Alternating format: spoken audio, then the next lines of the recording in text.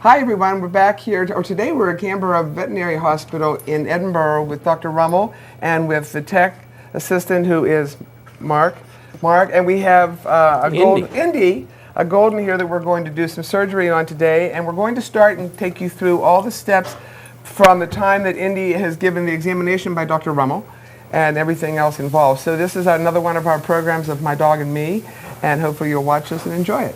So we're going to start. Dr. Rummel, what are we doing first here? First, we're going to be doing a physical exam. We want to make sure that Indy's all set and ready for surgery and nothing's wrong. We've already taken some blood from Indy to make sure that his kidney function and his packed cell, in other words, the number of red blood cells he has in his system, and the protein he has in his system will permit him to heal. Okay, and what was the preliminary as far as the owner was concerned? No food, or what was that? Yes, we have overnight no food. They can have fluid, some water. We don't want them dehydrated, but we don't want them regurgitating or vomiting during surgery under the anesthesia. Okay. We will be doing a laser surgery this morning, and that entails preoperative anesthesia, which we'll show you later, which is a combination of medications, and they're designed for a number of reasons. One, of course, we don't want any pain, and not just to be under anesthesia, because you can be knocked out but still feel things, and we don't want that for Indy, especially in this surgery. And so we'll be giving that combination of medication. It's a type of narcotic and a dissociative anesthetic that sort of puts him out on cloud 49. Okay. Okay. So let's do a little bit of an exam here. We're going to be checking his heart and lungs, his abdomen, looking down his ears, checking his gums, that type of thing. Very cursory. He already has had one, but we like to do that the morning of surgery. And then we'll be giving him the pre-anesthetic, and then taking a peek at some other things that we do here. How old is he? I think he's what, about 6? Indy was born September of 2013. So we're about 6 months, which is usually a good time to do the... It's a wonderful time. For the neutering, okay. There's always problems when you're listening to the heart and the owners are talking. It's very difficult to listen to both sometimes. That's a good boy, Indy. Sometimes we can ask them to take a deep breath. They usually don't listen. Okay, Indy. Yeah, we like to get them sometime between 5 and 6 months of age before a lot of the behavioral characteristics of a male take over. Territorial responses. Is that a controversial thing as far as some of the bigger breeds are concerned? Are they starting to delay that a little bit, that I understand? Well, there's some research out that says some of those 6 months may not be as optimal as we thought. However, on the other end of it, because of recent laws within certain communities, shelters have to have those animals neutered before they leave. So oftentimes they're being neutered as puppies. When I say neutered, that includes a spay and castration. Neutering just means removing either the testicles or the ovaries. I think we're finding a lot about that. I hear that a lot, that a lot of people that are getting dogs, and even from some of the breeders, they're neutering them or spading or castrating them as early as 8 weeks of age. Yeah. I'm not necessarily a big fan of that. I think a lot of people believe sometimes, as far as the females are concerned, that has some urinary issues afterwards. Definitely. Yeah, definitely you get some incontinence because of the estrogen effect on the muscles that control the bladder. Okay, buddy. You ready to go? So we're going to be getting him down and giving him his pre-anesthetic, and we'll be all ready to go. Okay, thank you. We'll be back in a few moments.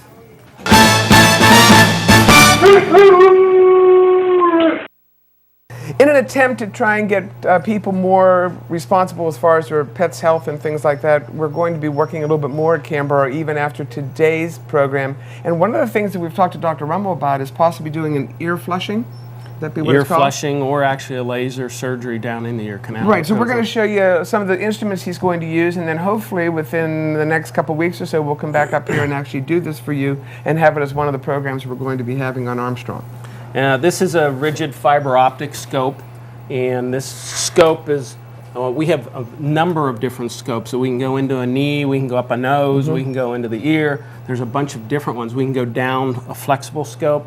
So this scope has a light source and it has a channel, and so I can go into my ear and see that little ossification there up in at 2 o'clock. And if that was a tumor, we can pass the laser tip right down, or if it was something like a polyp we'll show you, we can actually pass an instrument down through the ear and use it as a grabber and grab that instrument. So, let me ask you a question. How common are ear issues with dogs? very common. More with down ears than up ears, or is there anything most of the time it deals with allergy problems. Okay. Because when we sneeze and we have sinus problems, our target organ for allergies is our respiratory system. Okay. In dogs and cats, especially dogs, their target organ for allergies is skin. Feet, face, ears. Okay. Is the biggies for like a hay fever type of allergy that we get. And so those ears are hot, it's dark, it's moist. They're traumatized because that histamine response that makes us itch our eyes all the time, they're itching at their ears and that. And it's a great place for a secondary yeast infection or a secondary bacterial infection. Another quick question. So if how would I as a dog owner have any idea that my dog had some ear issues? Well, you know your dog, and your dog is greeting you every morning, and if your dog starts turning its head, scratching, it's shaking its head, if you're petting your dog and that ear is hot, Okay. that response is an inflammation, and anywhere in the body it doesn't matter. Inflammation is inflammation. Red, heat, swelling. So you'll feel the ear, it may look puffy, it'll feel hot to you. Okay, what about smell? Oh, after a period of time, it'll smell. That's always a classic one. Lift up those dying ears. Yeah, we and try smell. to get it before it smells too bad. Okay. Well, let's take a real quick peek at just a few of the things that we've found in here. Mark can step in. He's our computer guy. We're going to give them a little bit of a teaser here, show them what we And, might be doing whenever we have our next program. This first one is a laser of a growth that was down in the ear, the laser tip. I don't know if you can see that. It's down here. So we're down actually in the ear. This is the growth. And the laser tip is here, and we're starting to fire up that laser. And that CO2 laser that we'll be using is literally vaporizing that tissue. And so as we go down through, we are vaporizing. We don't have to get in and cut anything. We don't have to suture anything. We're actually vaporizing that tissue. How long have you been doing laser up here? We've been doing laser. That's a was a good tough question. question, wasn't it? It's before 2000. Oh, wow. We were Oh, actually wow. the first Okay. hospital in Pennsylvania to do carbon dioxide laser surgery. A lot of them are now doing that, of course. It's very, very common. Very common. Okay. I actually did an eye reconstruction, eyelid reconstruction as the first surgery. So Okay. Well, we anyway, don't wanna that's show cool. too much here now. No, we don't. Show us I some want other to show things. one more thing with the mites. This is something that people, when you say Ear have mites. ear mites, Ugh. and Nobody wants those, that's for sure. nobody wants them. So these are ear mites. Oh my God, they're actually moving These in there. little things are crawling around in their ears, and you wonder why their ears are itchy. Oh, you see movement up in here. So anyway, How long does it take for those to develop? well, they're very, very contagious. To get to this point, it can take just a matter of weeks. Wow. The young kittens, especially, seem to be very susceptible, and they'll come in and you'll remove huge blobs of material. So, okay. Well, So good. that's a That's little one of teaser for that. That's a teaser on that one. Look Thank forward you. to doing one for you.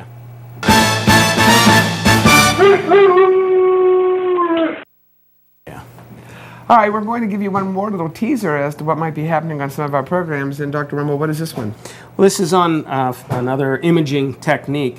And when you take your pet to the veterinarian, there are a number of ways to image. And we're all used to x-rays. And we're now getting used to what's called ultrasounds. Okay, and a lot of hospitals have both of those, digital x-ray and ultrasound. Well, sometimes you can't image with those very well. So you have to actually go, the biggest bang for the buck, if you will, is get in there and look at it. And you can always do that surgically, but if you don't have to do a major surgery, that'd be really nice on your pocketbook, on your pet, and actually on the doctor. So this is one of the scopes that we use. This is used for rhinoscopy, going up into a nasal cavity of a dog. It's Like even my collie that has a long nose. even your collie with a Probably long have to nose. extend that because he has such a long nose. And again, there are ports on this that we can put instrumentation down to take biopsies. Oh, okay. We can watch what's going on the television screen while we're doing this. We can be flushing or vacuuming as that's happening. So we can actually get right in there and take samples and take a peek. Now, sometimes, this is a rigid fiber optic scope. Sometimes that's not good because you need to get a lot farther, as you've indicated. Well, that might be, say, if my dog ate something and it shouldn't have eaten. Okay, we've all been there. Yepper. In fact, we had a dog with a penny that had zinc toxicity just a couple of weeks back. Absolutely. Owner didn't know it ate the penny, and Dr. Sliker, one of our veterinarians, did a great job working that up, and the dog almost died, but we were able to get that out. And you went down there to see if there was a penny Went down in there. Well, we x-rayed, saw the penny. Actually x-rayed for a different reason, saw a metal object, went down in, and Mark was part of that as well. So we can go straight down in, and when this is hooked up to the television, we can actually go down, and then again, depending on how we turn, we can direct that. And so it's literally like a video game. So only you're on the highest level. Certainly are.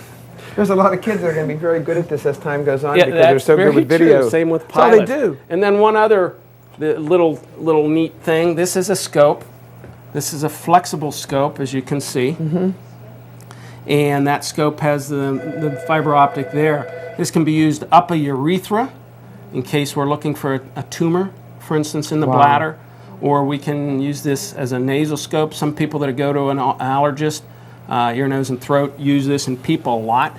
And you can actually watch them go up your nose. They numb it, of course. But so it's some pretty neat high-tech stuff. Well, let me ask you a question. Obviously, not every veterinarian hospital in the area has these things. So how does a person get to you? Do they come here by way of referral from another vet, or do they come here directly, or how does that work? Well, we have a lot of very good hospitals in our area. Absolutely. We're very, very fortunate. And we would obviously prefer working with that doctor. They have already seen, it's very, very easy to be that third doctor that discovers something. But it's the first two doctors that have looked and eliminated all those very easy things that makes it possible for that specialist or semi-specialist. We're a sort of a mid-level hospital. We're not actually a full referral hospital, but we get a lot of referrals. Okay, that was my question. Because of from around Jamestown, Sharon, Pennsylvania, over in Ohio, a lot of the Erie hospitals, and we work with those doctors to take care of what they want, and then those clients go back to their doctor. Is all of the different things that you offer available on a website? So people can kind of see what they are? Camboro.com. Okay. So people could obviously go there and kind of see what the things are. We have a lot of neat stuff on the website. Have a lot. I used to write for newspapers. There's a lot of informative articles on there, and but we love to work with the other doctors. We get the good history. Then we get what tests have been done. We don't have to duplicate different materials. I'm a very strong believer that there's basic veterinary medicine, and then we as pet owners need to know what all the options are. Absolutely. And if we can give people more of an idea as to what's out there, that's going to certainly help them. Okay, Absolutely. Thanks very much. That's a great thing, and we'll look forward to doing some program on this.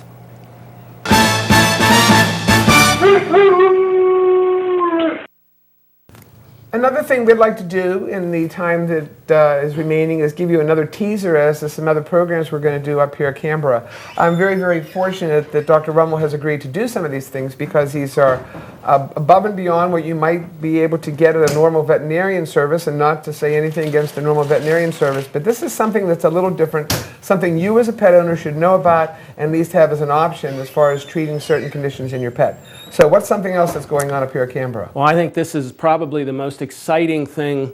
I thought laser surgery when it was introduced was, but this is adipose stem cell surgery, and what I'm talking about is regenerative stem cell therapy. It's not embryonic. We actually take fat from an animal, and that is processed over about a 3-hour period, and that using a procedure, and then that is re-injected into an animal's joint or spine. Wait, you get the fat from an animal, then you for 3 hours, and then it goes back into that. There's procedures, and you're harvesting regenerative stem cells that we all have in our body. They're fewer and fewer and fewer as we age. So what we do is condense them. Our first, and this is for arthritic cases especially, but they're doing a lot of research in organ. Okay. Because these stem cells, for some reason, know where to go for an injury. If we inject them intravenously and there's a bad knee, they will end up at the bad knee. But we actually inject them into that knee. And we've done probably close to 40 now, and it's miraculous. The first case we had was a 15-year-old cat that couldn't even get into its litter box. That was 2.5 years ago, and she's running up and down stairs now. Her elbows, back, and knees were so bad. Wow. And so much pain. So it's a phenomenal procedure. It's so exciting to do as a veterinarian because you're truly helping. So most of what you're doing now is the orthopedic stem cell? Yes. Okay. That's the only thing that is approved. Now we do have license. We can do off-label we have to get permission from the owner and the company and all that. There's a few hoops to go through. We've done a few of those on spinal conditions. One was dramatic. Within 8 weeks, the dog was walking, lifting its leg again. Wow. The other one did nothing. Is that how stem cell nothing. actually works? Sometimes it's successful, sometimes it's not quite the result It depends on what it is. It has to have some degree of normal tissue there so that those cells can morph with that tissue. They literally change. And again, they're into normal tissue. They're not scar tissue. They change into the tissue. They're about 7 to 8 divisions away from embryo. So they are directed. They know what they're supposed to do, and it's a fascinating field. It's going to grow and grow and grow. It started with the horse racing industry, and it was so successful with horses with ligament and bone problems. And right now, it's approved for arthritis, ligament and tendon disease. What about anything as far as, we were just talking about this while we were off camera, what about anything as far as knee injuries and stuff like that? Would it ever have any use there? We use it in conjunction with surgery to repair anterior cruciate ligaments. Okay. But I've also used it without the surgery and had some pretty good success. It really depends on how severe the knee is, but we've used it in conjunction with that and had very, very, very shortened healing times. So without telling them too much more, you do it, that's right, you do it, you withdraw the fat cells, then for 3 hours, and then... Approximately 3 hours. Put them right back in?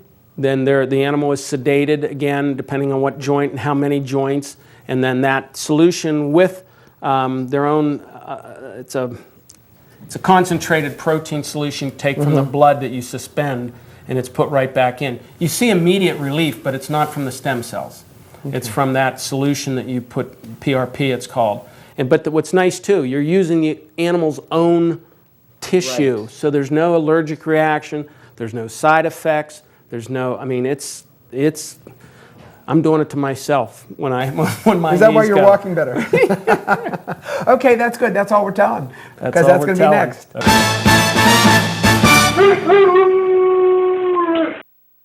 Dr. Sliker and Dr. Grimshaw do our orthopedics.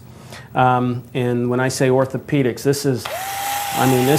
we're talking drilling, screwing bones, putting pins down. I don't have the pins out. This looks like a Tinker Toy set, and it pretty much is. These are screws, stainless steel screws that are all sterilized. God. There's wrenches, there's drills, there's plates. Those plates can be turned or bent to fit things in. So when you have a bone that's shattered or has lost length, you can, pins, pelvises that are fractured. Can I touch one of these? You can touch them. Of course, now we have to cut your hand off. You were touching those. That's not true. Yeah. Well, now let me ask you: are these the ones that go in and stay in, or are these the ones correct. that go in and sometimes are later on removed? With both. Most of the time, they stay in. Occasionally, you take them out, but it's a whole assortment. And as I say, there's different screws. I mean, when people are, it's very costly because the instrumentation. These things are very, very, very costly. I can imagine. But if it's my dog and it's my... Well, and it's done right, most and I mean, that's what's really has changed. I've been a veterinarian for 35 years, and Fluffy has gone from our best friend to a member of our family. Absolutely. And the technology has kept pace with that, and it's been exciting. I do not do orthopedics. Dr. Sliker, as I say, and Dr. Grimshaw have that special interest. How long does it take to do? Is this a much longer surgery? Again, it depends on what happens. If you have a bone that's in multiple pieces, they can be in here 3 or 4 hours. Wow. It can be extensive because you don't just have those muscles pulling against that bone that has shattered and then collapsed on itself, so you have to get that traction and pull them out so that you can reconstruct them. But those pieces have to still have blood supply. If you put them together and there's not a blood supply, that piece of bone is going to die, and it will, have to eventually be removed usually. How long does it take to do the the knee one? Does that take very long? Yeah, it's usually a couple hours by the time they're done, and that's of course I don't have that here, but that's a ligament. They put a tightrope, it's called. There's multiple procedures there. There's the tibial plateau procedure, an advancement technique, and there's a whole bunch of different ones. On smaller dogs, he may do a suture on the outside of the joint even. That almost looks like a fishing line, wow. A big fishing line. But this is for fractures, broken bones, and whatnot, and it's they do a lot of them, and they're very good at it. As we say, it's like the Incas. You get it together and you can't get anything in between there. This looks like a Lego set. It's a very expensive Lego set. Okay, that's the end because we don't want to tell anybody anything else about this. This is the end of this one too. Thanks very much, and we'll hopefully get something like this done too.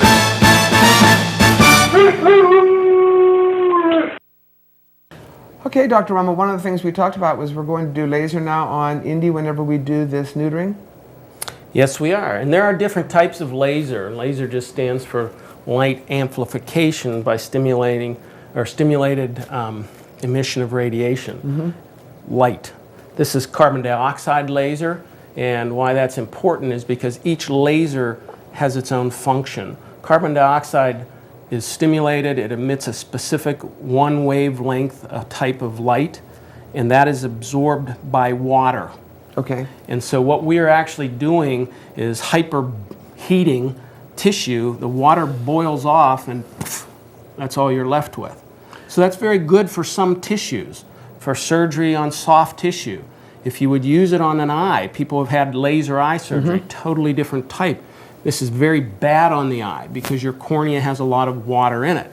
So it's going to absorb very quickly, and you're going to damage the cornea rather than penetrating through into the retina where you need to do your job. So what's the advantage of laser surgery? Laser surgery does a lot of things. When you use a blade, no matter how sharp it is, you're damaging tissue. Okay. Okay, and it's called the zone of necrosis. It's just a microscopic zone next to the incision. What laser does is enable you to focus a very, very, very small area. It seals the blood vessels, it caps the nerves, and it seals the lymphatics. And what that means is you don't have a raw edge. Okay. Everyone's had a paper cut. Most people have had some kind of surgery. It hurts, it's raw. Laser surgery stops that. So you have a much better pain control. You have much better bleeding control. And you have much less swelling because the lymph system is what causes swelling. So healing faster? Healing slower. With laser? A little bit slower. I would have thought it would have been faster. Okay, that's a myth. Okay. Because, and it's not appreciable, but remember what we're doing. We're capping everything. So those are sealed off. And so to heal together takes an extra half a day or so to get through those caps. A raw edge will always heal faster. But you're going to have more swelling, you're going to have more pain, you're going to have more bleeding, you're going to tend to itch at the dog, and the dog's going to tend to lick at it, scratch at it, be bothered by it, and so you have a lot less secondary issues with a laser. Long-term, heal faster? Yeah, less problems. Okay. There's much less problems, much less pain.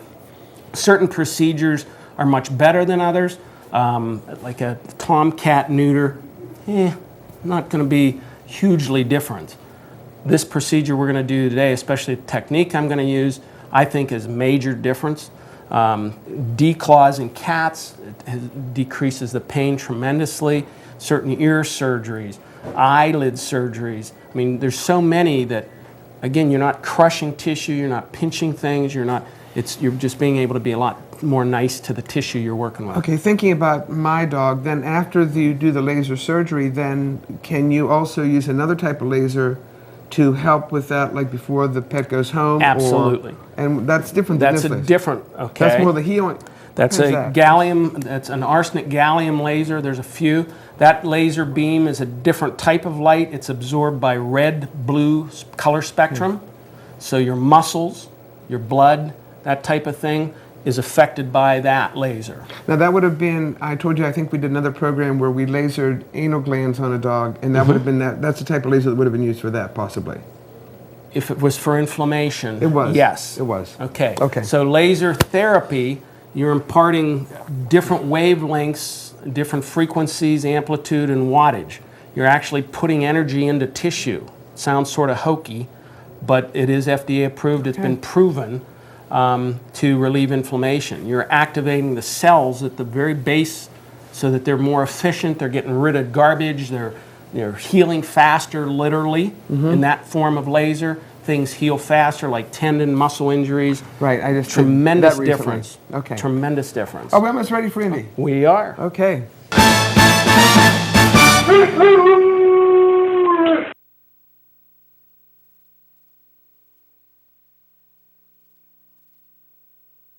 Okay, here we are in the operating room, and we're just getting Indy ready for the surgery. Dr. Rummel, tell us what we've got here, what connections are on him, and what we're doing. Well, Indy is under an injectable anesthesia, which is a very short acting. I've also given him a nerve block, testicular nerve block, so that numbs everything so he doesn't feel it. We'll see how successful we are because we also have a monitor on it, monitors his respiration, breathing, that type of thing, so that we make sure if anything goes wrong, we can just hop right in. Very safe anesthesia. And again, short acting, it's designed to help control pain. So Mark, if you want to open me up here, please. There are a number of different anesthetic agents that can be used. Sometimes we can intubate. Anytime we do intra-abdominal surgery, orthopedics, major surgeries, those animals are on gas, isoflurane or sevoflurane. There's multiple types of gas involved. I'll need an OT, please.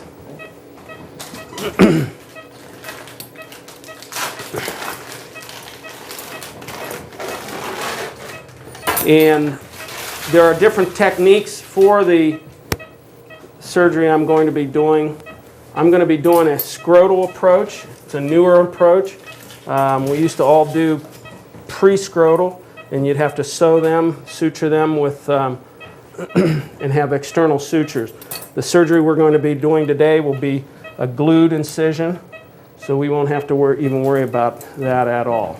Now, Dr. Rummel, when he goes home, the sac itself is still going to be there, a little bit of it. Yes. You don't cut the sac, you're just going to take out the testicles. I'm going to take the testicles out, and the scrotum will remain. Over time, that scrotum will almost deteriorate, decrease in size. Right. Okay. And it's much better to do it at this stage and age because the testicle or the scrotum is not very thickened.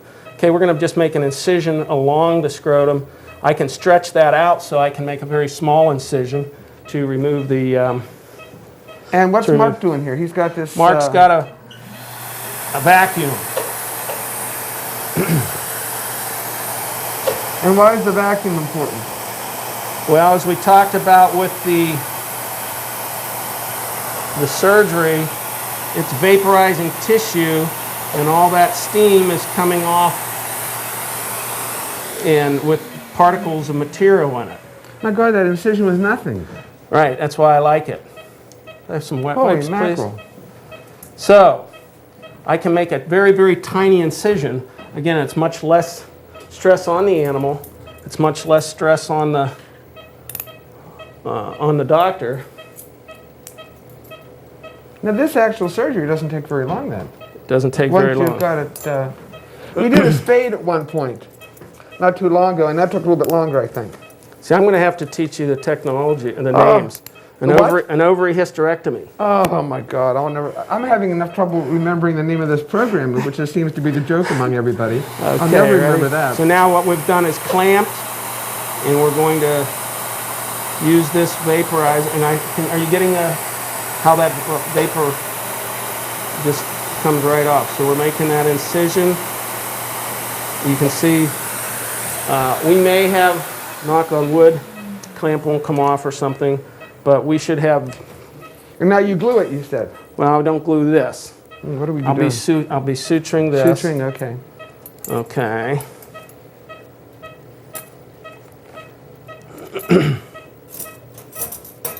I'd use my hand ties. Try to be fancy here. You do fancy things here, don't you? Oh, we try.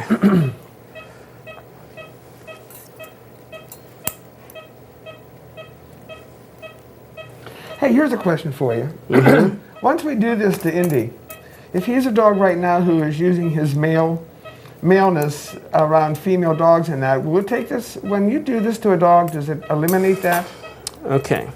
I think that's a question we all want to know. My uncle always said, we're not doing brain surgery. I thought that was the problem. Okay, so once that dog, as I mentioned before, male characteristics, once that dog starts to exhibit those, the hormonal influence for that will subside. But if he's learned those behaviors, see, I was going to try to be fancy here, and I got Well, that's okay. But let me ask you another question. If he's, well, you say if he's learned those behaviors, they're probably going to continue. Depending on how long he's used them, and depending on the male, how old he is. And how about a dog that has other bad habits, such as marking and things like that? If he's already been doing that? If those are learned behaviors, if they've already occurred, they may decrease, but they may never extinguish. Okay. So that's the reason. So we're going to see any change of anything after we do this? Other than the fact that he's not going to be able to father any puppies. With Indy, well, he will be able to for a little bit. Oh, okay. How long does it take? Almost 3 weeks. Oh, okay. So his owner better watch for the next 3 weeks. Mm-hmm. So now we're going to go through that same incision. I'm looking over your shoulder, so. Okay. My wife does that all the time. No, I can understand that. Okay. You're not making the incision of more than not even a half an inch there. Now there's a little bit of clotting on this testicle, and that's from the block that I gave. Mm-hmm. And that'll come out with the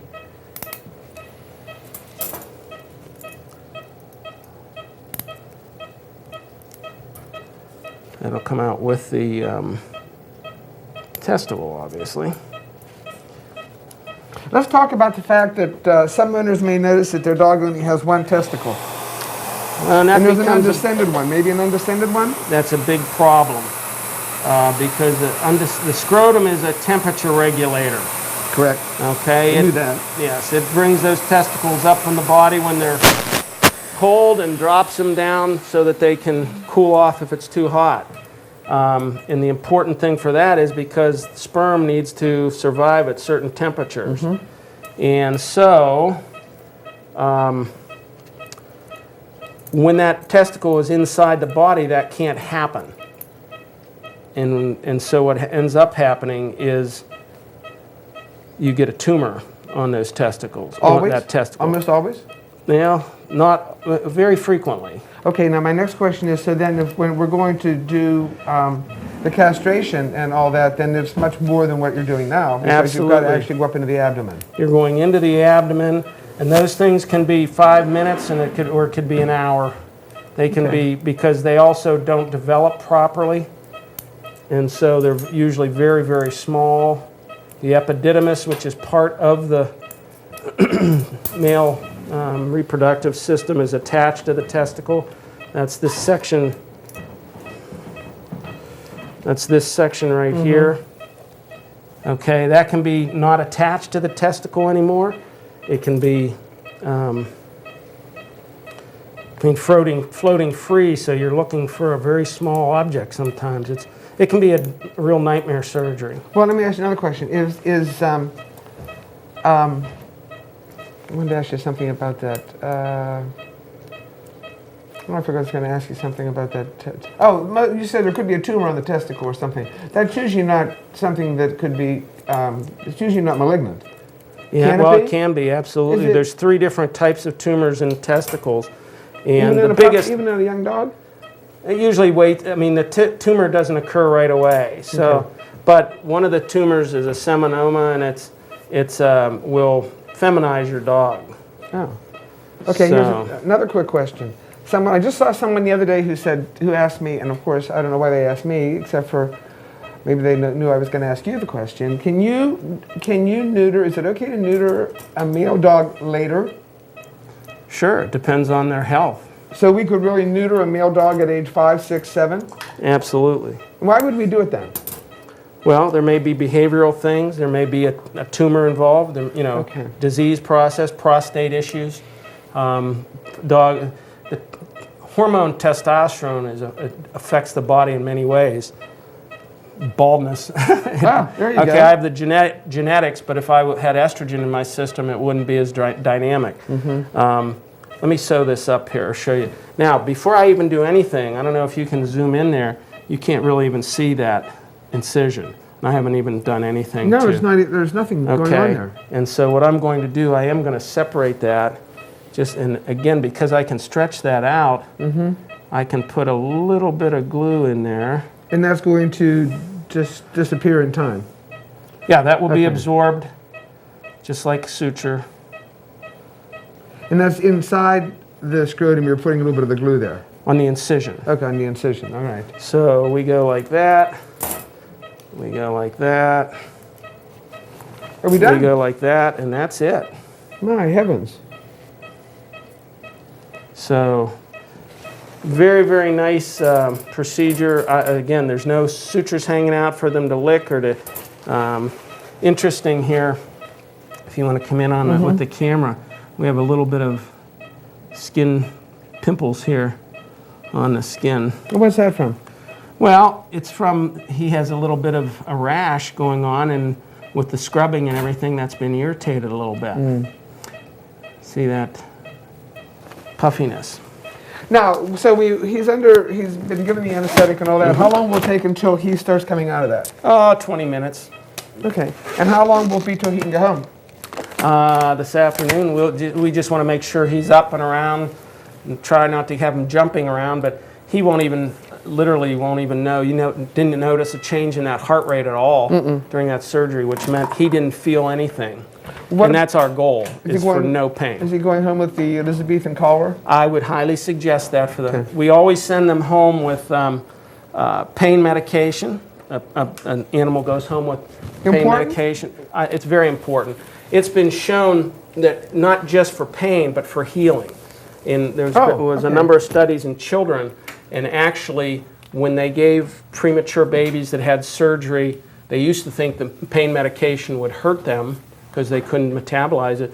They found out that they decreased the mortality almost to nothing compared to before, just because of pain medication. So pain literally can kill. And this surgery took what, 10 minutes? About 10? That's because I was talking. I'm sorry it took so long. I know. It's the talking that gets to me. Poor little Indian. I will see him again. Thank you very much. How long until he can just go back to regular activity? We like to say 2 weeks. 2 weeks? Yeah. And it depends on the surgery. You get primary healing in about 10 to 12 days, but the incision will be all healed by then. If you're in cutting muscle and doing a lot of that type of thing, then we like to, retain the rest and relaxation for at least 10 days, and then leash walk probably for another 10. His eyes seem to be opening just a little bit. Is that the beginning of it coming out, or is that because you moved his head, or what? Stimulated him a little bit. Okay. And that's what's nice when you do a block. He can be a little bit, but he's not feeling anything. And he doesn't get wacky because of the pre-anesthetic. So, is there anything I should have asked you that I forgot that you want to make sure that people know? Because a lot of people's dogs are going to do this. The females do not have to go through heat first. Oh, okay, that's a good one. Every time they go through a heat, it increases the risk of mammary tumors, carcinomas, bad ones, because that's an estrogen. In fact, the first heat increases their chance 13 times. So it's very important to spay them, not just so that we don't have a lot of extra puppies, but for their health. It's very important. Okay. And males, you know, in some cultures it's very, very tough to do this, but you have much better behaved dogs. You know, there's a lot less fewer dog bites and that type of thing, so because they don't exhibit their full, you know. Okay, well, thanks very much. aggression. Certainly appreciated this. Well, thank you for coming and we up. certainly appreciate the owner letting us do this. Yeah, well, we'll look forward to seeing you guys again up here, and I was hoping Dr. Sliker would be able to show you a few little things, but we'll see if he's here or not. Well, if not, we'll Thank you. certainly do some other things. Yep. Thanks very much. Okay.